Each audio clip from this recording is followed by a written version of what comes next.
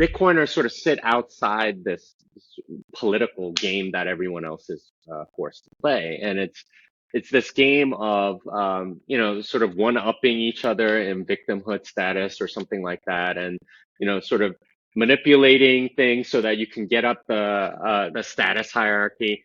And it's very unnatural. It's not something most people are used to doing. I mean, you ask any like filmmaker, that's the last thing they want to be doing. They want to go out and make films, right? Like you ask anyone, you ask a basketball player, they just want to go play basketball. They don't want to have to deal with like the political ramifications of not passing the ball to person X or something like that. But politics has sort of penetrated almost everything because fiat money is so involved. And when you sort of like escape from that, you realize just how much of your life is dependent on this political game.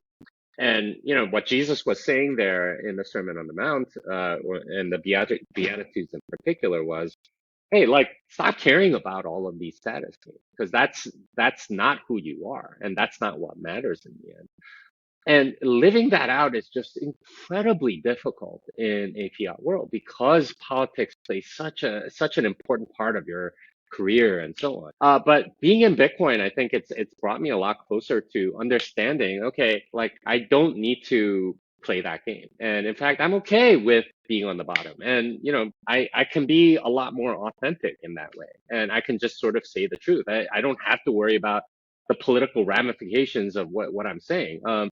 And yeah, I'm sure you're aware Isaiah Jackson was fired from Coinbase for what he said earlier. Oh yeah. So let me first start off by saying I am not anti-Semitic in any way. I denounce anti-Semitism, and I stand with all of my good Jewish people out there. So let's start there.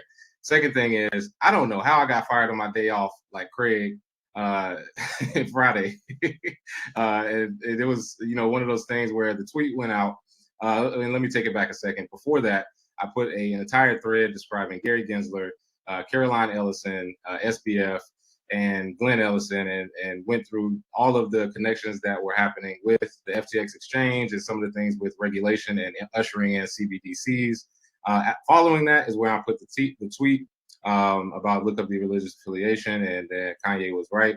And honestly, that tweet, I guess it got lost in translation. Sarcasm does not, it doesn't translate well in text, because I was actually laughing when I wrote it, because that was what some people were saying whenever they have a problem with a certain community. And the feeling I got was that free speech is not free, of course.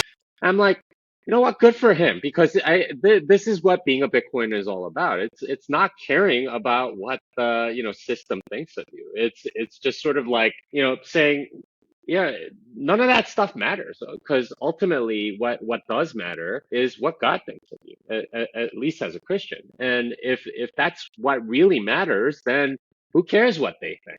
And like it kind of sucks, obviously, when you're poor in spirit, right? Because like all of these people are condemning you or whatever. But ultimately, those are what Jesus promises as your rewards in heaven. So for me, I think realizing that truth and being able to speak truth with what I'm saying, and not really caring, what this VC might say later or whatever, and not trying to curry the favor of famous people or influential people, that I think was a big step for me as a Christian, because like, honestly, even people at church, some of the holiest people I know, they still care way too much about what other people think of them. And it's I think one of the most insidious ways in which the devil sort of plagues Christians is peer pressure through other people. And